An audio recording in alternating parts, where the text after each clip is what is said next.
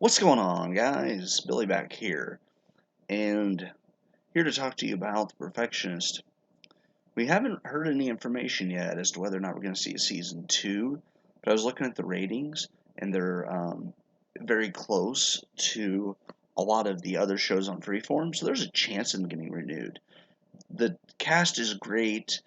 Um, obviously, my new favorite character, Ava Jalali, is played by Sophia Carson, and she just knocks it out of the ballpark. She has such a wide range of talent and abilities that are shown in the show. Also, Janelle Parrish, Mona is great. Allison's great. The cast is good.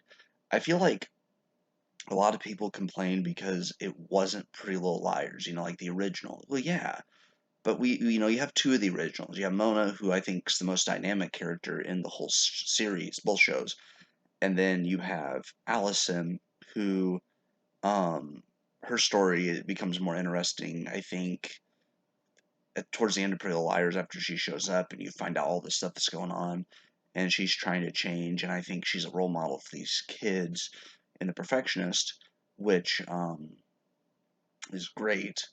So, and there's a lot of plot twists, but I feel like it's better in some ways. It's not the same in some ways either, but for this video, I'm looking at more of the positive aspects. Um, I feel like there's not as many pulling under the rug from under you, a lot of loose ends, a lot of random stuff. I feel like they actually have found their groove with the show.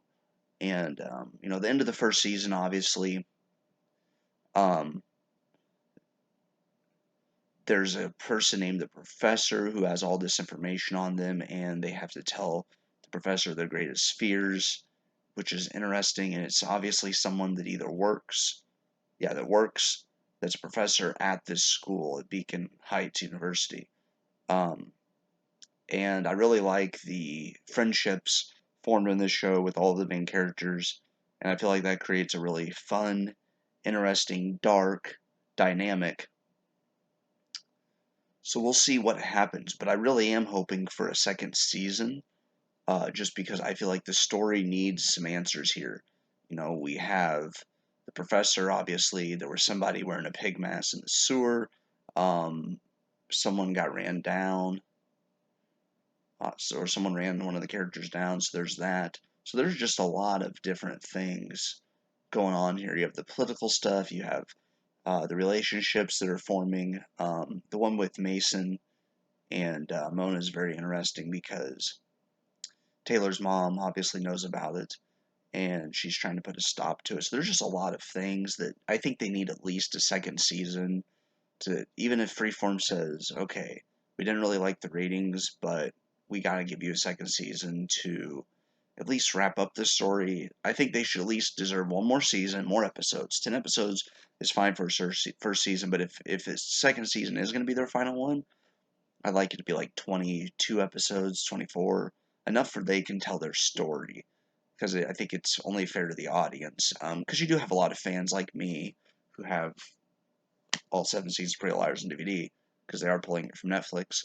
But we'll see what happens. I would like for you guys to leave a comment down in the section there and tell me who your favorite characters are and what answers you need going forward for the show, because there's a lot of stuff left open after the first season, obviously.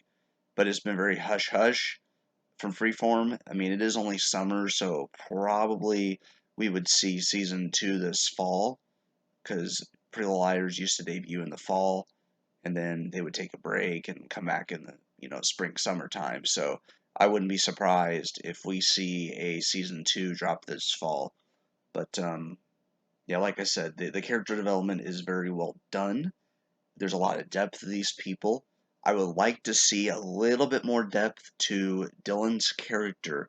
I feel like he at times is so focused on his relationship that it actually takes away some of the dynamic and friendships from the character. So I feel like that's the only thing that I think needs to be strengthened in season two.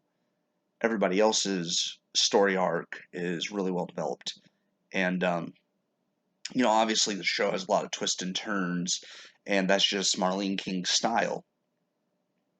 And I think we're going to continue to see some plot twists and some shocks as we get deeper into this story. So that's all I have for today. Everybody take care. Hope you're doing well out there.